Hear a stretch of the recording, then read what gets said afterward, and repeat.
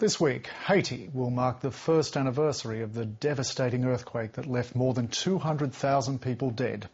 It's been a tough 12 months for one of the world's most impoverished nations, with aftershocks, storms, a cholera outbreak and now a political power struggle that threatens to paralyse the international relief effort and unleash a new wave of violence on the streets.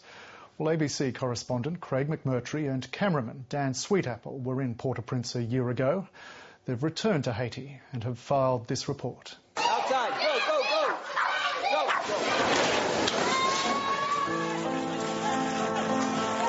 go! Somehow, a year has slipped by since that January afternoon when the ground heaved and twisted, tearing buildings and hundreds of thousands of lives apart.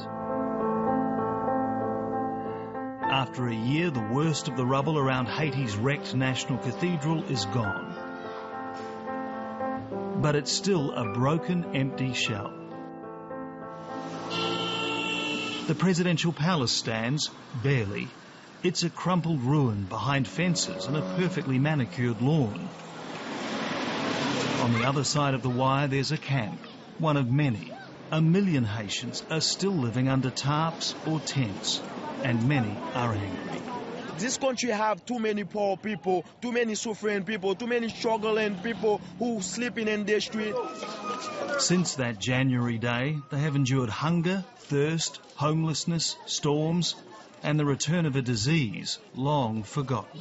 And this is what? It's just chlorine. So it kills absolutely everything. 31-year-old Melbourne man Matthew Cochrane works for the International Red Cross. And make sure there's nothing nasty on your hand. Sure. This is a cholera treatment centre, one of hundreds. The first outbreak of the waterborne disease was reported last October. With so many washing in filthy water, the disease quickly claimed the elderly and the young. So far, it's killed 3,500. Lots of children. Yeah.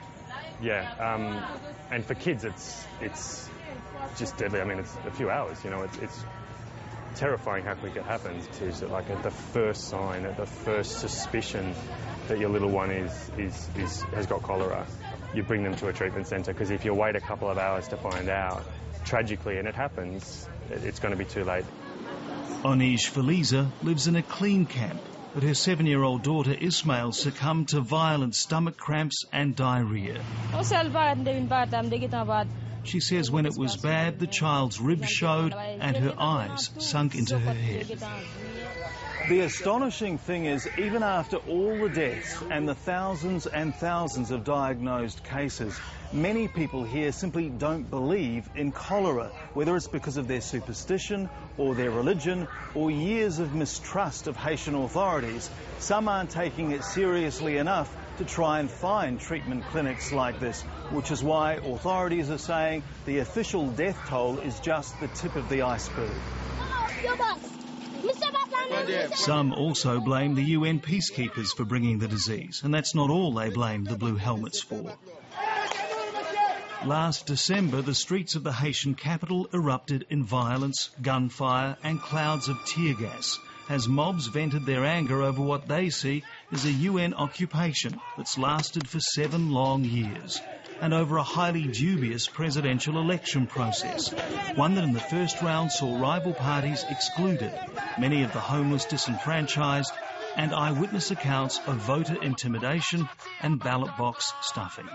This is crazy, but this is fighting for power, fighting for politics. You know, those elections was so openly frauded.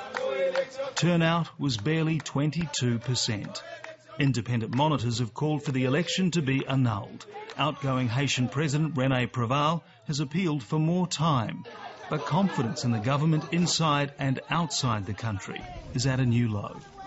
And some people really go to the point of saying that they dread a genocide in Haiti. Haitians have a bloody history, and Port-au-Prince-based writer Ketley Mars fears the worst. Actually, the violence is political. People are being paid to go in the streets and shout and throw stones. But there will come a time where the people will be angry by itself. And then there will be real violence. Haiti continues to test the limits of the international humanitarian relief system. There are thousands of aid and missionary groups here.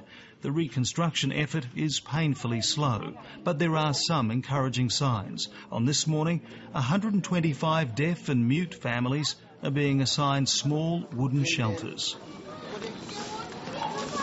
After a year of waiting, Cliven's La Fontaine can't quite believe it's happening. The shelters aren't assigned, the families must choose them, and there's chaos with fears that even now some could miss out. Each single-room shelter will have its own separate shower and toilet. Many have already been claimed. The 41-year-old and his partner, Charles Marie Helene, choose one, only to find it's already taken. All around them, people are already moving in. Eventually, they settle for one still being built. He claims it with a pen. Group B, House 30, is the new home for the couple and their 2 children. They're overjoyed. Some call Haiti a country of NGOs, non-government organisations. They've pledged to be here for years, perhaps decades. But many wonder if this impoverished nation will ever stand on its own. It's estimated that the Haiti earthquake claimed the lives of between 200 and 290,000 people. In many cases, entire families were wiped out. There were so many bodies on the streets of the Haitian capital, Port-au-Prince, after the quake that the authorities had no choice but to take the unclaimed, dump them into trucks and bring them to mass graves, to places like this. But 12 months on, finding these sites is very difficult. There are no road signs and most people you ask have no idea how to direct you. But they do lie here somewhere. The site marked only by a few crosses. On this anniversary, it's as though those lives never existed.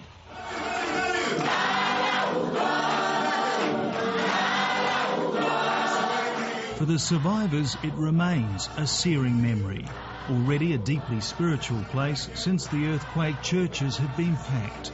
Fedora Sanu and her family come at least twice a week. A year ago, she was buried under rubble. She lost a brother and her father and wasn't pulled out for 9 days.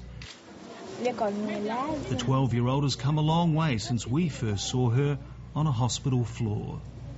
In recent months, the family moved from a tarp-covered camp to a small flat. A year on, she says she lives better here. She can go to school and feel safer.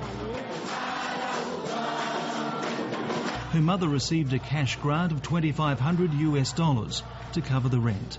But in aid money-soaked Port-au-Prince, rents have skyrocketed. The money is already gone. So they do what most Haitians do. They pray that God will provide. They don't know what lies ahead, but they have each other and they have hope.